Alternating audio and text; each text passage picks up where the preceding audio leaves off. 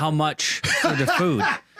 Do not. I'm obligated to fight you. Do not give us money for tailgate food. Come out, go, hey, I love the podcast, or hey, I saw this on Twitter. If you offer to give me cash, I am obligated to, like in the film The Ladies' Man, I am obligated to put on a singlet and baby oil up like P. Diddy and wrestle you in front of everyone.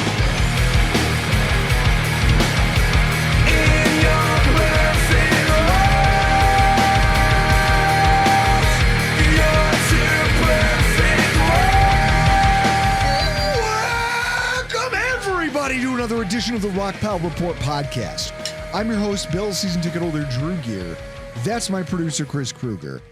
And Chris, week 2 in the NFL was a wild one. And now there's a lot of questions, right? Is the Bills' defense good or bad? I guess we don't really know. Middle of the road. The Lions. Maybe they're bad, or maybe they're just not as good as Green Bay is. Okay? Green Bay. The Green Bay Packers, maybe the best NFC team right now. Possibly. The Eagles still look competitive. They've played 2 tight games, but they've come out on top of both of them. Are the Chiefs bad? No. Probably not. Are the Patriots ready to contend for the playoffs in 2025? No.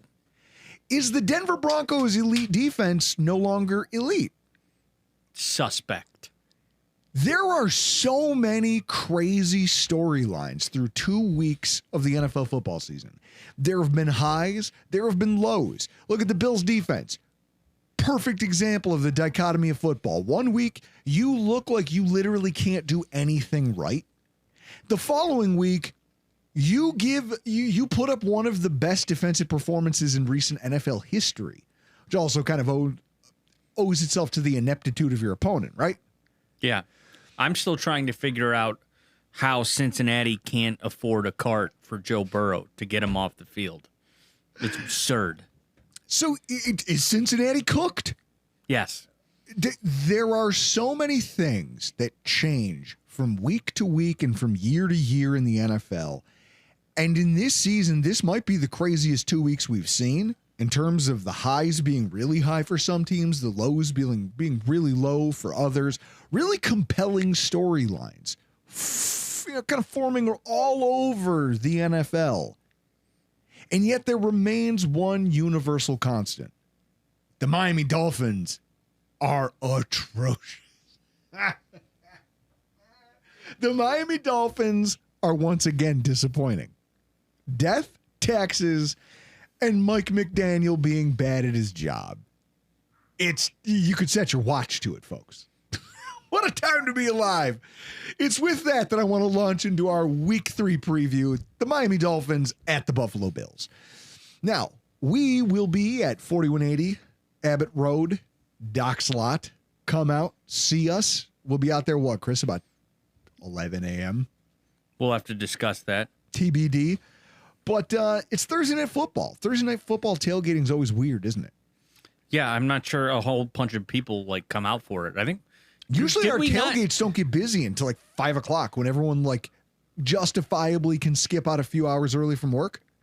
Yeah, it's I think we played Thursday night home last year, right? Yeah. Yeah, I remember it being. I remember coming home and getting to your house and unloading and going, I shouldn't have this many bottles of liquor left. Yeah. I figured everybody would drink it. They're always a little tame, but for those of you watching on YouTube, on screen right now is the menu for this week. Go ahead, take it in. Let's face it, you're not making a decision whether or not you want to come hang out to us based on what we're cooking. But if you are, there it is. There's the spread. We also have to point out, because Josh Payne, I could get that wrong, but who knows? I apologize in advance. He emailed us. I think I sent you a screenshot. How much for the food?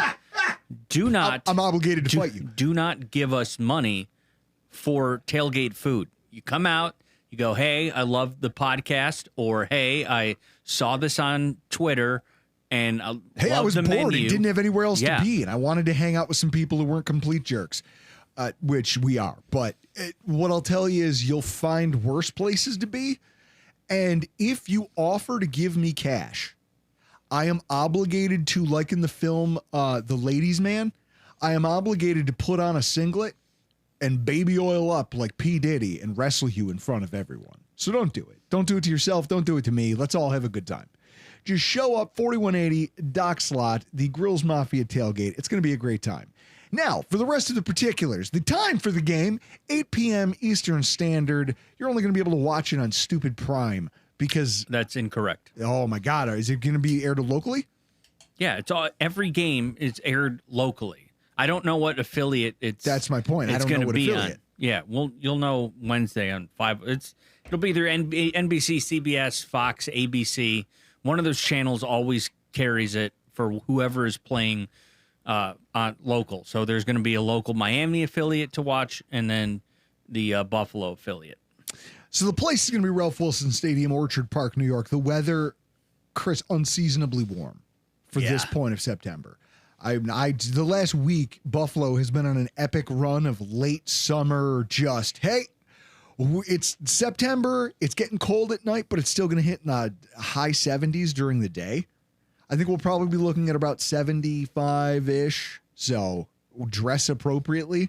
It's going to get cold at night. It's going to be hot during the day. Shorts and a hoodie is completely acceptable. The line, Chris, give it a go. What is the line today?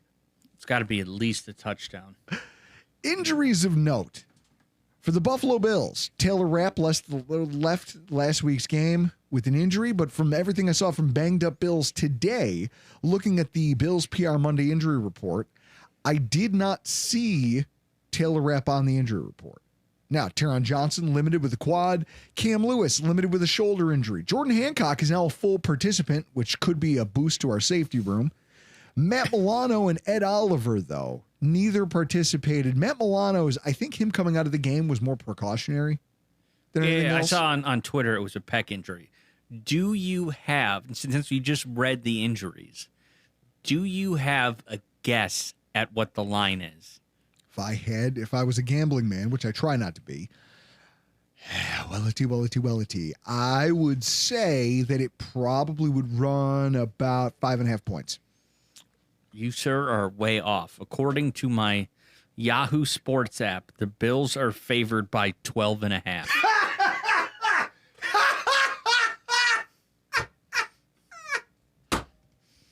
Yes. Oh, guys, it's so good. It's so, it's so good when it's like a fine bourbon when it just hits your lips and you go, it's got a little heat to it, a little smooth something on the back end. That's still a stay away for me. Jesus, 12 and it's never going to get old.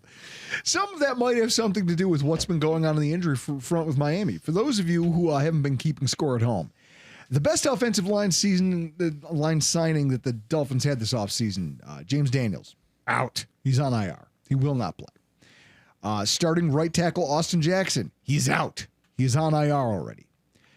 Offensive guard Keon Smith, he's not hurt. He's just painful to watch. And then you look at all the guys who are going to be questionable coming into this week. Ashton Davis, cornerback Storm Duck, or Duck Storm. Either way, it doesn't matter. He sounds like a cartoon character. Defensive tackle Benito Jones, who is a veteran, but I don't know if he's any better than the guys they had behind him, who aren't good. Running back Jalen Wright being injured is a thing. Darren Waller not being able to get on the football field, and the staff being hilariously cagey about his availability. Chris, it's almost like signing a tight end off the couch who retired to a bad football team. This has Vontae Davis written all over it, where a guy's like, I don't really care, but I guess I'll sign with a team. And then you get there and you go, I don't know if I want to get out there in the field. I've seen reports that he might not even suit up at all this year. I mean, I don't know how accurate that is. The jokes, Chris, they just get funnier and funnier and funnier. And I wonder if the injury report, do you have that audio from Mike McDaniel? Yeah, I do. I wonder if the line, guys, what does it have more to do with? It could be a byproduct of how badly the Bills just beat the Jets. it could be a byproduct of the Dolphins' recent start and just the malaise hanging over the team and the injury report.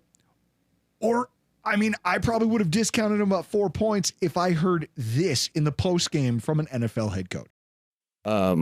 Where to win games, you have to win the game, not lose the game, honestly. And that is how you lose the game. You're moving the ball down the field. You're 1st and 10, and then you find yourself at 2nd and 20. That was critical. That's Mike McDaniel from MiamiDolphins.com. It was literally him just asked a question about, hey, Mike, tell us what happened out there. This guy is supposed to be the leader of men. He's supposed to be the leader of an NFL locker room. And I have seen people with, Chris, I've seen open micers at the Tudor Lounge in downtown Buffalo doing 2.5 minutes of stand-up comedy with better microphone presence and better stage presence than that guy in this moment. Has any coach shrunk more since joining the NFL than Mike McDaniel? No, I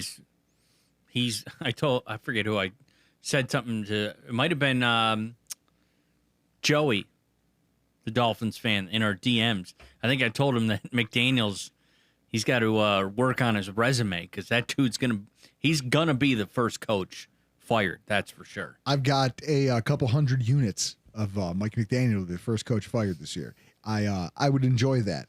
Guys, just to read you, our friend Joey, Dolphins fan, he goes, true story. I can't even F with you guys on the timeline this week because Elon kicked him off Twitter until Sunday for telling the Dolphins, I hope they all get permanent diarrhea for life. This is a Dolphins fan who tweeted at his own team and got kicked off social media. This is what happens when you're led by a guy like Mike McDaniel. This is why extending him was a mistake. These are my opinions.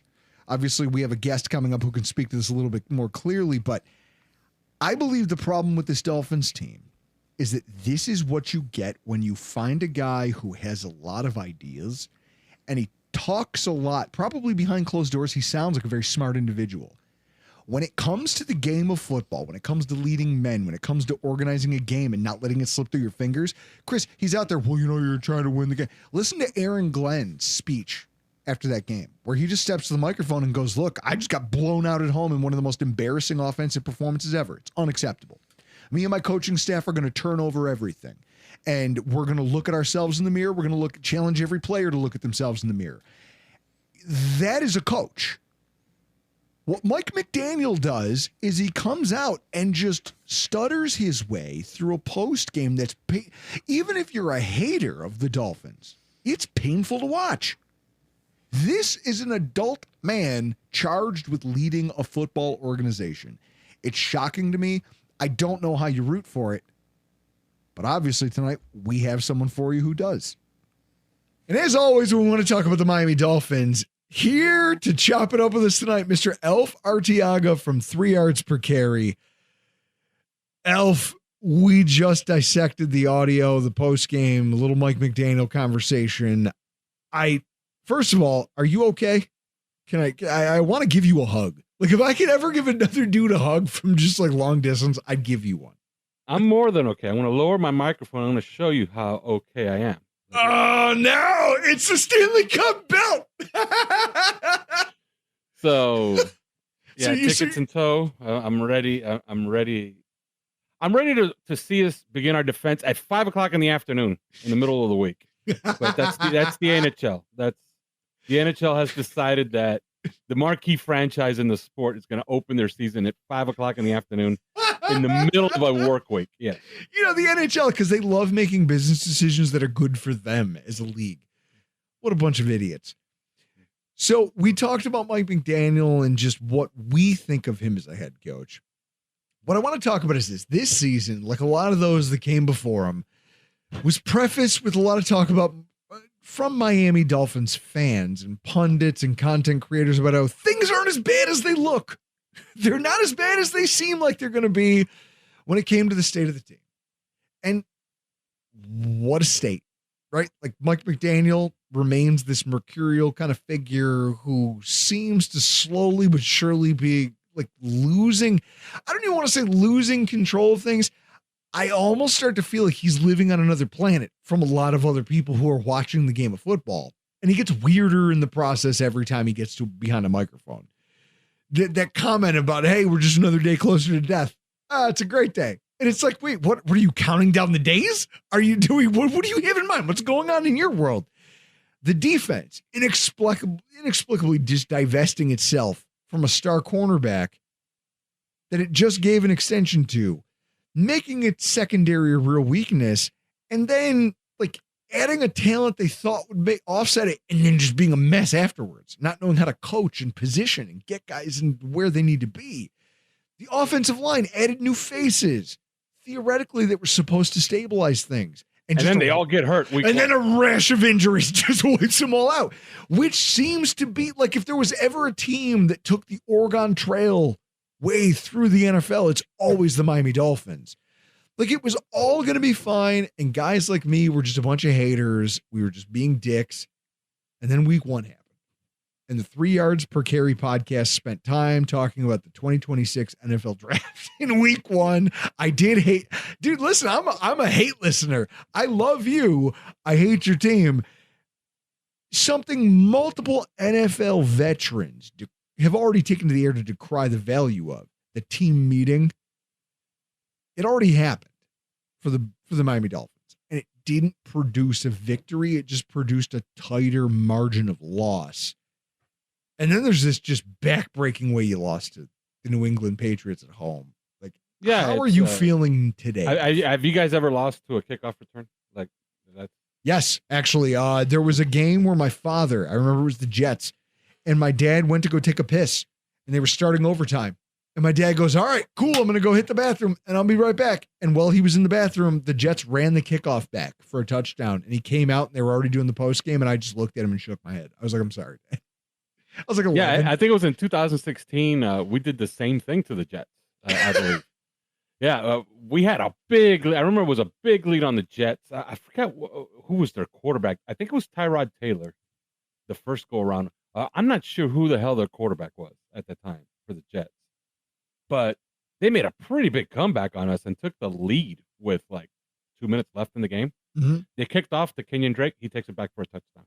We win the game, and I remember watching that and thinking to myself, that must feel awful. Well, now I know how that feels. Yep, it sucks.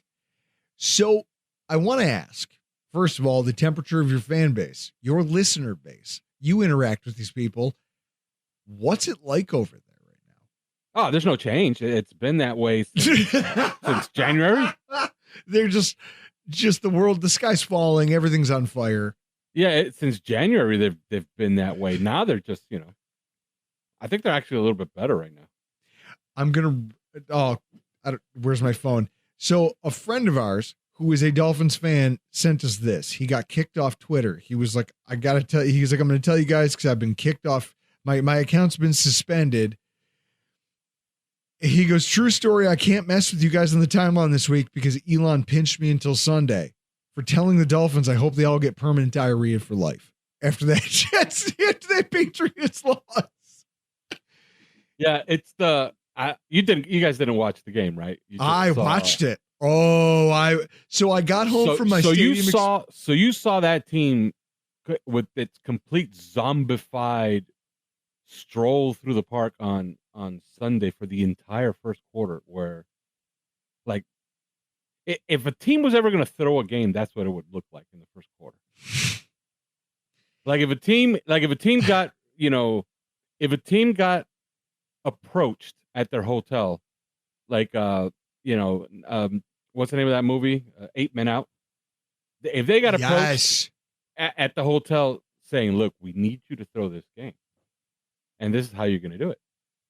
You're just going to play an awful first quarter, and you're going to be down a bunch of points, and then you're just going to be chasing the game the rest of the way, and that's the way you're going to lose. You would believe it. But that's not what actually happened. What happened is they have this zombified start. All of a sudden, you have this explosion of offense from the Dolphins, which, it was finally nice to see. It looked like old times. Tyreek Hill actually said after the game, it felt like old times there for a while there, right?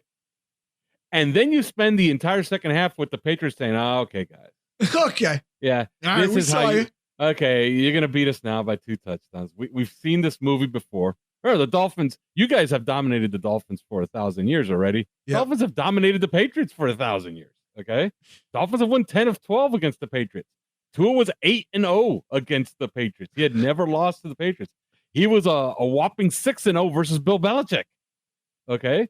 So, yeah, there's a lot of success against the Patriots. And for a while there, I'm sitting there and I'm thinking, yeah, the Patriots are just waiting around like, yeah, go ahead and beat us by 2 scores already. But then it doesn't happen. And we're just holding on to the 1-score lead over and over again, kicking field goals. And what I loved, and what I was going to say is, and what I loved is that kick return flips the game on its head.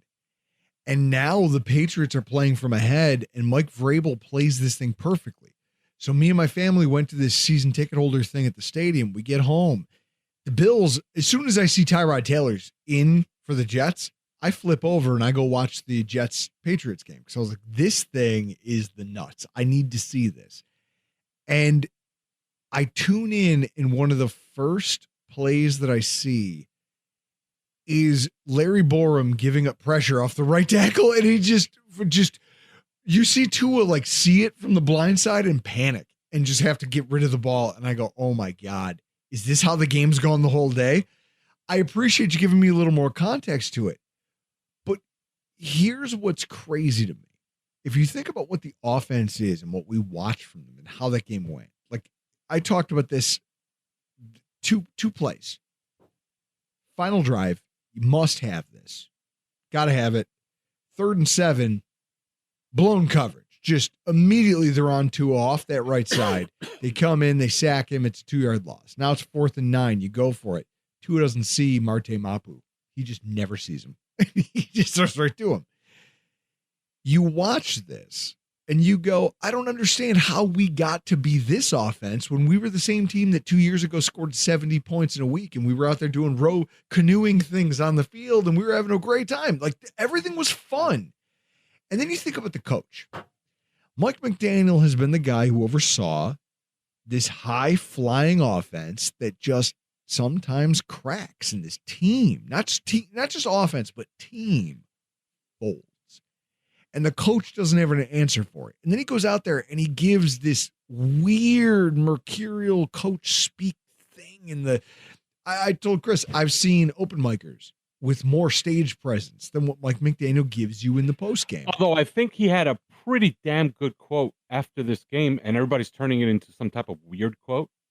And it was just that, it's the context in what he's saying it. He said, it's hard to win games when you're actively losing them. That's exactly what we talked about. When you're actively losing them. I think that's actually a pretty good quote because when you have 5 procedural penalties, none of that is physical. Like if you watch that game, 5 procedure penalties, especially on the last drive, you have 1st and 10 after Achane wins the game. By the way, I don't know, did you see that? You saw Achane win the game? I did, and then he stepped out. And they said, no, he did not win the game. Yeah, I saw it, and I go, oh, shit, he's out by a mile. That sucks. He put half of his foot is out of bounds. But what a play. He's a great player. Devon Achane's a hell of a player. But before that, he makes, okay, fine. They bring it back to the 26-yard line. He does not score. We don't get the go-ahead score here, right? So it's at the 26-yard line. You got 1st and 10. Procedure penalty, 1st and 15. Procedure penalty, 1st and 20. Incomplete pass. Now it's 2nd and 20, and you were at the 26-yard line not too long ago. So now you're working back to get to the line of scrimmage, and now you're setting up 3rd and 4th down. And on that 3rd down, if you watch the All-22, Tanner Connor's wide open. Like he bails on his route to the sideline. He does the right thing. If you're watching that play, it's essentially every receiver that Tua wants to get to is doing the wrong thing, and the one he doesn't want to throw it to is the one that's doing the right thing. Because Tyreek is coming back to the quarterback on the scramble drill, and he's closing the distance on where Tua can throw the ball. Yep. Remember, he has a DB trailing him. So that plays out. Yep. Because that's at best a 50-50 ball that might even get picked because it's down the field. It's almost 30 yards down the field. Waddle is running across the field into zones, so he's essentially a triple covered. And the one guy who breaks off his route is Tanner Connor, and he breaks to the middle of the field. There's nobody there. Tua's like, nah, I'm not throwing that. If Tua sees him, you could punt it to him, and Tanner Connor scores. And Tanner Connor scores on that third down, but he doesn't. He runs out of bounds back to the line of scrimmage. On fourth down, forget it. It's just a complete breakdown on the offensive line, and Tua has absolutely no time. And this is where now they're talking about we need to figure out who and what we are. I want to start philosophically before we do a quick defensive and offensive Q&A. Kyle Krabs of A to Z Sports and Locked On NFL podcast fame, talked to Mike McDaniel 2 years ago, where he talked about how he wanted a player-led team. Do you think that maybe this is kind of the fallout of what happens when you leave the inmates to run the prison? You don't have a strong hand at the wheel. I think he's leaning on his past experiences because he talks about this all the time. He talks about the two teams that he was a coach on. He was what was he again? He was running game coordinator. He was a wide receivers coach on an Atlanta team. That was a 28-3 comeback that the Patriots came back. But he had Julio Jones and Roddy White. Okay. He was a wide receivers coach there, and he was the running game coordinator on the 49ers on 2 Super Bowl teams, right? So he says he's been to 3 Super Bowls, so he's seen it done, and he said all 3 Super Bowl teams we were on were completely player-led teams. Okay. Those player-led teams were different than this player-led team. That's my point. Okay, so we've established that those teams are very different than this Miami Dolphins. All credit to Mike McDaniel. He's kind of self-deprecating in that regard because he's like, I've coached on 3 Super Bowl teams. We lost all 3 Super Bowls. So don't take my word on a lot of these things. So on defense, let's talk about the Miami Dolphins defense ahead of this Thursday night matchup. Since 2022, the Bills have averaged 30.7 points per game on offense against the Dolphins defense, which is crazy because the average margin to score in the NFL is around 22.5. That's average for the NFL with all these pro passing rules, and they're trying to prop up scoring and they're doing all those things. The average is in the low 20s. We've done 30 and change against you guys historically. Yeah, and Miami has scored 31, 29, and 27 and lost all 3 games. Yes, exactly my point. Considering how thin your team is in the secondary, I assume this is one where all of the stuff you guys have tried to do over the years in man coverage, this thing of we have physical cornerbacks in Xavier Howard and Ramsey, and we do this and we do. They completely changed it. I assume it has to be corners. Yeah. I'm assuming this is going to be a lot of quarters, cover 3. Like there is going to be a lot of zone. Yeah, and none of them know how to play it. And that's my question. I was like, hey, we do have one guy who had a good game against the Patriots. Your old buddy, Rasul Douglas. Douglas is a gamer. Made his debut with the Dolphins. And I saw actually looked human. I saw him stick some guys in tackles where I go, that's why we loved Rasul Douglas. When Rasul Douglas hit you, you know you got tackled. So to know that he's floating around out there in the Dolphins secondary, like that's worth noting. But at the same time, it's problematic because the way the Bills run the ball with Allen and the Bills running backs, like that zone defense might be able to help you, but also you guys are super thin out there. Like, how do you foresee them from a secondary, like coverage perspective, trying to corral this offense? Well, it's going to have to start up front, and that was supposed to be their strength. And they kind of figured it out in the second half, but good God, that first quarter was just awful. Like, and forget the Patriots, forget the Colts game. The Colts game was just being out there in the parking lot, prepping for Sunday Night Football, and someone goes, "Hey, you watching this shit?" And turn and look, and I go, "Oh my God, it's 30-0. What? What's happening? Where's Elf?" Yeah, the thing about this team is that they're supposed to be pretty good up front. Like they have a streak going that's reaching 3 years where they haven't given up a 100-yard rusher. So, is that going to continue? Maybe. Maybe are they going to start giving up 400-yard passers instead?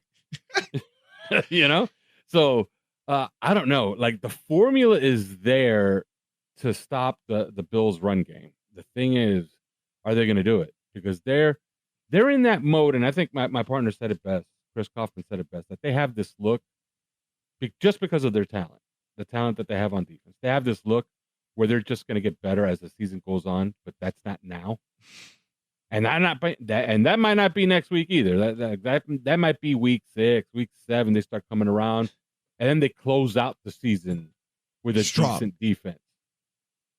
They might finish up strong on defense. They're just going to have to lean on what they do well. What they do well is that the offense kind of showed up. They have 3 really good players on offense, and their quarterback who gets it to them. They're just going to have to lean on those things. I noticed that in that Colts game, the zone defense looked rough. Do you guys tried to do it? Daniel Jones was throwing into wide open windows. They don't know how to play it. They just don't know how to play it. It was brutal. And what it tells you is that, hey, we're trying to turn over the roster on defense. Like, we had an ethos. We had a persona. Now we have to be something completely different. It's like a jacket that doesn't quite fit. Like, I'm sure you've done this. You've gone to the closet. You found a shirt in the back where you go, holy shit, I haven't seen that in forever. You pull it out, you try to put it on, and it won't quite button. When it gets like the middle of your chest. That Colts game, somebody had a really good like, I guess, analogy. Everybody in week 1 was like, where was his pass rush? Where was his pass rush? Well, where the pass rush was starting. Yeah. That's where the pass rush was. Daniel Jones was getting rid of the ball like 1.9 seconds. Yep. Like, there is no pass rush for that. He blew up your flats, and none of the cornerbacks knew how to cover it in zone, and they just ate you alive. It was hilarious. Yeah, Daniel Jones is like, I'm just going to keep taking 6 and 7 yard completions, and I'm going to do it 30 times, and if I do it 30 times, we're going to kill you guys. I wonder if Daniel Jones at one point was like, I can't believe this is working. I can't believe I'm not getting murdered back here. This is amazing. By the way, Daniel Jones, that's a thing. That's going to be a thing. I don't know if you saw him against the Broncos, but he lit them up, and their defense is good. Yep. Well, are they, though? And every NFL season is different. That is true. But the Dolphin defense, man, somebody had a great analogy that, because everybody keeps talking about, the pass rushers, what they have on the edge. And, yeah, those guys are good. Bradley Chubb is on pace for 18 sacks. So that's nice. But, you look at this pass rush, they can't get home with how they're covering on the back end. Because all you got to do is just quick game them to death. I guess a good sign is in the second half, they finally got to play on 3rd and 7 against Drake May. And it was like, hey, we can shut this down.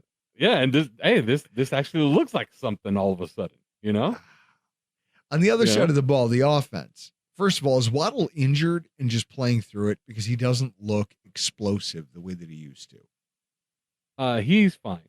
He was injured in training camp, but he came back right before in that last preseason game, and he played, and he got a little dinged up against the Colts, but he's fine. He ran a nice go route against the Patriots, and he looked fast. He looked fine. Okay. He was really involved. I don't know if you saw his touchdown. That was a really nice corner route. Yes. You saw his touchdown? Yes. No. So, yeah, he's back. So, okay. All right. So, yeah, they're going to have a full complement of players like they had last time against the Bills, week 9 last year. So, I want to talk about the offensive line because I think this is where a lot of this lives and dies now. You guys put so many assets into trying to be like, hey, listen, we've heard you guys screaming about how we're neglecting our quarterback. We're neglecting our responsibility to building an offensive line forward team. We watch the Bills bully people to death with their offensive line. We're going to build one too. And then your biggest additions just gone. James Daniels out. Austin Jackson, the guy that you guys, against all what I think would be common sense, extended. He's now out. And now you've got Larry Borum, who I think is showing his ass. because he was bad with Chicago, and now he's here and he's forced into a starting role. And I watching to his blind side, that would terrify me. What's best and worst of the Miami offensive line, and how do you think they match up against Bosa and Epinesa and Rousseau? Just talk to me a little bit about that. Well, here's where we are with the offensive line. We said it in training camp. We like the 5. We don't like what 6 or 7 is going to look like. Borum, they kind of got away with it for the most part when they're on schedule, when they're running the football. And because here's the thing about Larry Borum, okay? What do you lose when you take out Austin Jackson in favor of Larry Borum? Now, Austin Jackson, I've said this before, Austin Jackson's not a good pass protector. No, he's just not. He's a great run blocker. He's a great run blocker. He's great in duo. He's great in space. Yes. Like he's a guy that gets out there on the screen and he's running down safeties to hit them. You know, like that's what he's a really athletic tackle. Borum is not that. He's just not any of that. What Borum is just, I guess he's a master. He could play good in duo, but in pass protect, he's going to do pretty much the same thing that Austin Jackson's going to do. So you're going to have to cover for him. You're just not going to get any of the movement skills that Austin Jackson had. You know, now at guard, they want to play Keon Smith because now they're kind of reversed, right? Keon Smith is the athletic guard. But they have Daniel Brunskill back there, who's a guy who's played a long time, has a lot of tape as a starter. Yeah. Started on a Super Bowl team. So almost like what the Bills did with David Edwards. So maybe I would play Brunskill in place of Keon Smith. So here's what I told everybody. They're going to be passable until they're not in a game. Like, you're going to get away with it until you don't. And that's what happened in this last game. Like, all the breakdowns on the offensive line, really, on those two guys, came toward the end of the game. Yep. You know, because they covered for most of them for most of the game. But when you're behind and you're in pass pro, that's how an offensive line gets exposed. Yep. When you're running the football and you're running play action and you're quick gaming a team to death, they're not really going to be, you know, they're not going to be shown. They're not going to be exposed to all. So, yeah, that's been the issue. If there is a bright spot on this offensive line, look, the rookie plays like a rookie. Jonas Savaiane. Like, he just, like, you could tell that he's. You really liked him. You really liked him in this offseason, and I wanted to root for him. And then what I watched the game, I was like, Jesus, kid. Yeah, you could tell. You could tell he's just a rookie. Like he's like, you can tell Aaron Brewer is just covering for him at every chance. He's trying. Yeah. Your center is really doing the yeoman's work trying to keep that kid out of trouble. Yeah, we're back to where we were. Like Patrick Paul is doing his best, you know, and he could beat impersonation. That's what I was to say. He could beat Teron Armstead. It wouldn't matter.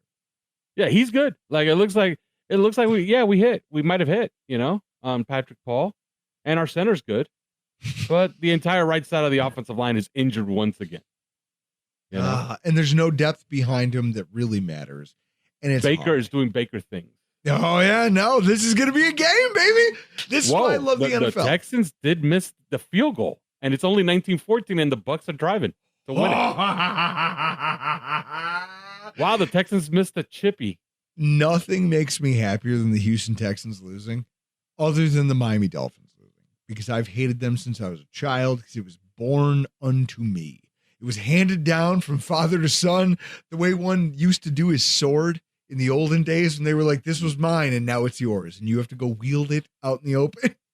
Yeah, it doesn't help. By the way, it doesn't help Dolphin fans that everybody that was around the Dolphins pick is like making huge noise. Like Tyler Warren is like, you know, he's the best tight end in football. Yes. And meanwhile, he is. Tyler Warren is the best tight end in football. Meanwhile, the defensive tackle you guys drafted is like it matters, but it's not changing games. It's not changing games. And like everybody's yesterday, like, you know, people, and I gotta tell Dolphin fans, like, you know, you gotta relax. People are posting his snap count. He only plays 62% of the snaps. He's rookie. Yeah, he's a rookie defensive tackle out there. Ed Oliver didn't get the yeoman's work. Why? Because he was a rookie. Ed Oliver, and then people are like, why is Jordan Phillips only playing 20? Well, he's a zero. He plays nose tackle. And yes, we like Jordan Phillips, but you want him playing 70 snaps? See, no, he's a nose tackle. I love that your fan base is just as drunk as mine. Like, if you want to watch Jordan Phillips a lot, you're going to see him plenty on Thursday. Okay.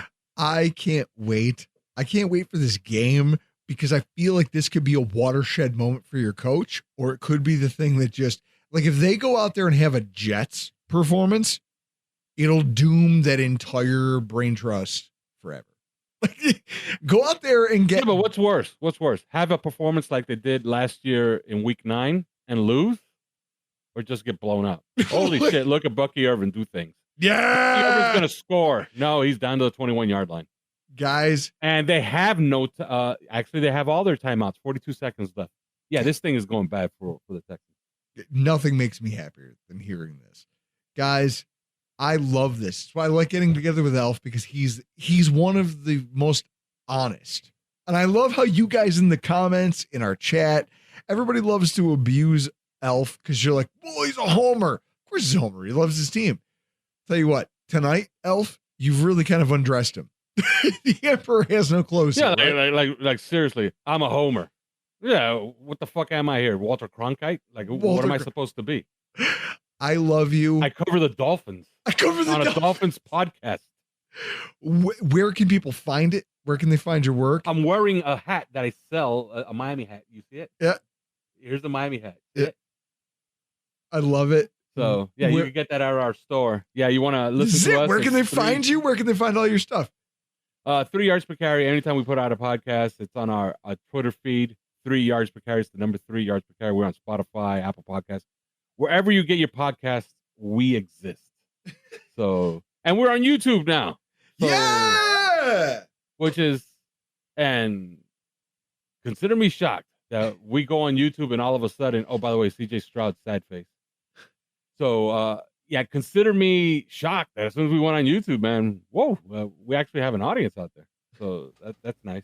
Alf Arteaga on Twitter at Alf_Arteaga, 3 yards per carry. Now on YouTube and wherever you get your podcasts.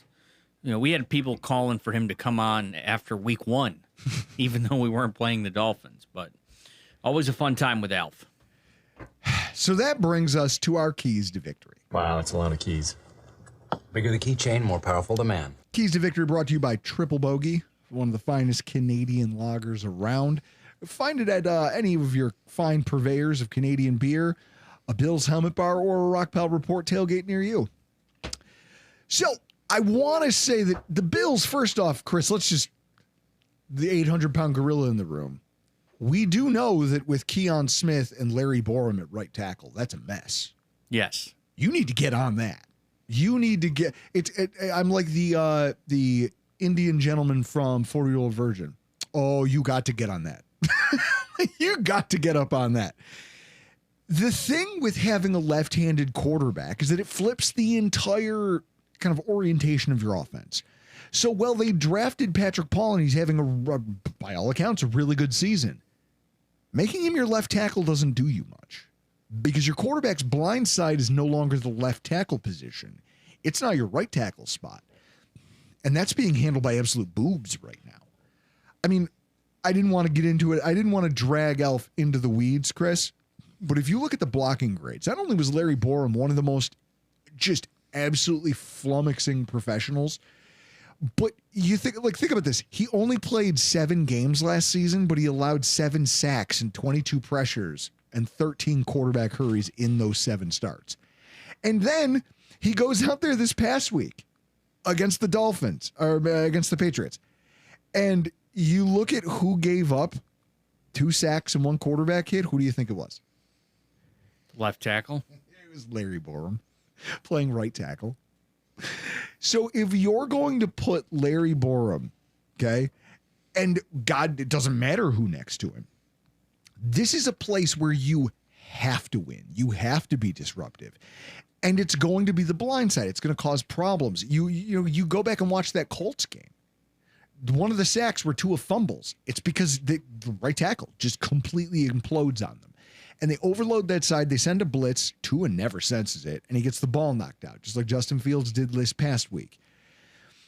This is a guy who was not good enough in Larry Borum to get on the fields for one of the worst offensive lines in the NFL in Chicago last year. So Here's what I think you need to do. It's not just as simple as putting Joey Bosa over there and letting him eat on pass rush downs. You also need to show them more simulated and maybe even real A and B gap blitzes. Because what that's going to do is it's going to force them to kind of keep the guards and centers home more often than not. Because when, Chris, and you know Sean McDermott loves to do this. He loves to walk his linebackers down into those gaps and then drop them back out into coverage. This is a perfect game to really abuse that because all Joey Bosa needs is a second or two. Even AJ Epinesa can probably find some victories if you can get him one-on-one with Larry Borum. Not having Ed Oliver in this game hurts. You know, for those of you who are old enough to remember when Ed Oliver was the one who applied the pressure that caused the pick six the last time we played them in Miami, I think that was Thursday Night Football as well. Yeah, that's the one where they threw it back across the grain and Ingram. Yeah. House call. It was a rainbow. Not having a preeminent pass rush talent at the defensive tackle position, I don't think it's as big a deal in a game like this because you can win on the outside. Anytime you want to, you can send pressure to that side. I'm sure the Dolphins will try to game plan for that. I just don't trust them to execute at this point, and I would force them to prove that they can. I would lean into A and B gap blitzes just to free up Joey Bosa on the outside and AJ Epinesa and everybody else you want to rotate in at defensive end. But that's got to be a place where you win in order to really just derail this offense. When you are on offense, as the Buffalo Bills, one of the ways you're going to win this game is to attack the flats. Okay? I know that a lot of people are going to look at the depth chart of the Miami Dolphins and go, oh man, they should be able to throw down the field all day on this team because they're not the Jets and they don't have the Jets defensive line and they don't have this and they don't have that. I mean, you can try that. I expect, okay, look, here's what I'm going to say. Against Indianapolis, for those of you who haven't gone and watched the game, the Dolphins gave up a ton of yards on throws that traveled minimal air yards. Mo Alley Cox had a great game. Jonathan Taylor ate them alive on just short passes that he then manufactured yards after the catch. The Bills are built with a ton of speed and open field creativity at the skill positions between Khalil Shakir, Ty Johnson, James Cook. Who else? Elijah Moore is starting to come into his own in this capacity. I know people will look at this depth chart for the Dolphins and say, you got to go down the field. You got to push the ball down the field. There should be big plays. I don't think so. I don't think so at all. I think that knowing that the Bills have an MVP quarterback, you're going to see a lot of quarters coverage. You're going to see a lot of cover 3. I think the Dolphins are going to get away from they've traditionally tried to play man. And I think after what we did to the Jets last week, Chris, they're probably going to stop that, right? Yeah, oh yeah. Hey, don't play man because they'll just beat you to death with their rushing attack. Play zone. The problem with zone is that their corners aren't good enough to execute it against the skill talents we have when you get the ball in the open field and move. Just players moving around at game speed. So with that, why risk turnovers throwing it downfield into their safeties, Chris, when you could just dink and dunk for chunk yardage? Not just small plays, chunk yardage. It's the equivalent of allowing Allen to just make layups instead of trying to shoot threes. You win a lot of basketball games when you're really good in the paint. This can be another one of those games where you just trust the running game and then just short area passing. Threaten them with the downfield stuff. Use James Palmer to draw some safeties out. Keon Coleman down the field. But this is a game where I think Khalil Shakir could have a monster stat line and probably should. We'll let that one slide. What? Don't worry about it. We'll just let it slide. We won't. Let's get it out. Would I make a mistake? Yeah. Who the hell is you talking about? The NFL Network correspondent James Palmer? James Palmer, Josh Palmer. It's all Palmer. You haven't caught a touchdown yet in a Bills uniform. I don't need to know your first name. It starts with a J. He hasn't. Chris, has he made an impact enough for me to know what his first name is at this point? I mean, he made a crucial catch against Baltimore. Did he? He did. I'm just being obstinate. It's the beer, folks. It's what happens. And I think that on defense, the last thing I'll say is I need our safeties to really be a presence in this game. Now, through 2 weeks, our safeties have gone from liability to kind of running sidecar to the defensive line, who just owned the Jets and ruined their game plan from Jump Street. I need this to be a game where the safeties are like, you're a factor in this game. I need to know that you guys made, like, this has to be a game because you think about, they were in dime when Tua Tagovailoa threw that pick six that went to Jamarcus Ingram. I don't know that the Bills go to a ton of dime because I don't know that the Dolphins are going to do a lot that gets them to do that.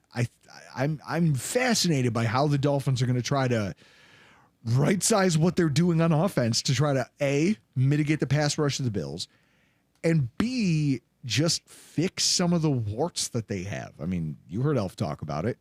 It's ugly.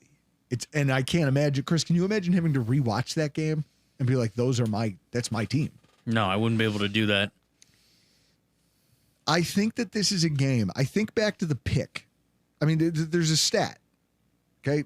I could give you the synopsis of how the Dolphins-Patriots game went in 2 plays. Okay. Late in the game, fourth down, 3 minutes. It's third down.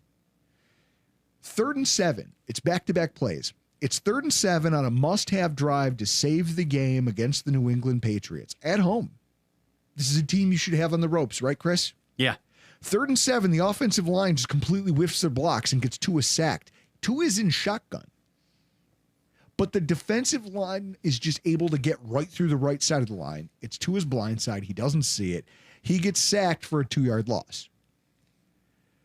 4th and 9, they go for it because it's late in the game. You're under 3 minutes and you got to score. They fake pressure, drop back into coverage. Tua Tagovailoa, the player Marte Mapu for the Patriots, is 6'3", 245 pounds. Maybe I had 240.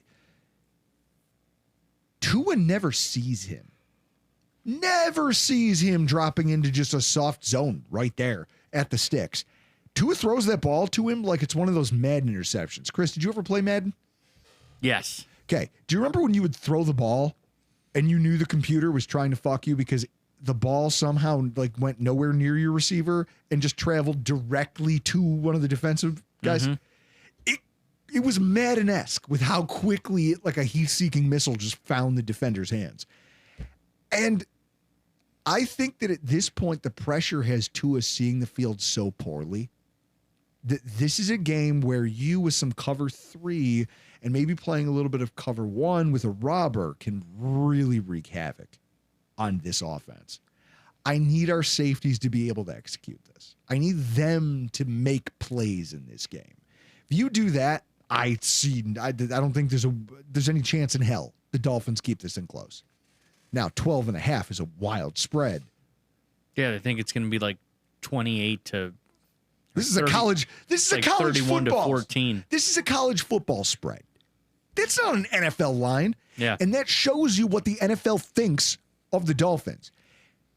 If the Buffalo Bills go out there and play a tight game and they lose to the Dolphins, it could be the thing that reinvigorates their season. Maybe the Dolphins find their swagger if they go, hey, we went on the road and we took out the best team in the AFC right now.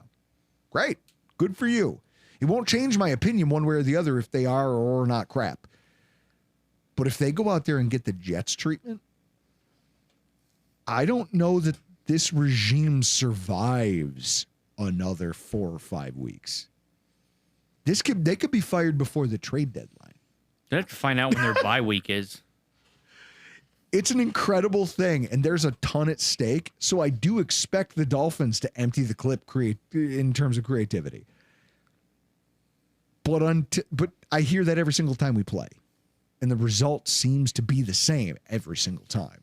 So until they show me something different, I'm not inclined to believe in it. Hopefully you aren't either. Guys, I love it. I can't wait to see you out there. 4180 Abbott Road, Dock Slot. Come find us. We'll be out there. I don't know what time we're going to get there. I'm assuming Doc is going to do business in the morning with his clients. Yeah, and then open the lot. I'm going to give him the business. But yeah, we're out there. Let me start my grill. Smoke I'll salmon. give Edna on her way out of her traction appointment. She's in there getting spinal traction. Edna, here's a hot dog. Have a good time. Yeah, except we don't serve hot dogs at our tailgate. Smoked salmon, Those taco bar, sausage platter, orange fashions. If you're going to the game, stop by if you like. Don't give us any money. Drew will fight you. We'll have plenty of food and It's not a cocktails fight. It's Greco-Roman to wrestling. give away. Come find us, 4180 Abbott Road. Guys, this has been a lot of fun, but we got to get the hell out of here. I'm Drew Gear. That's Chris Kruger. And this has been your Rockpile Report.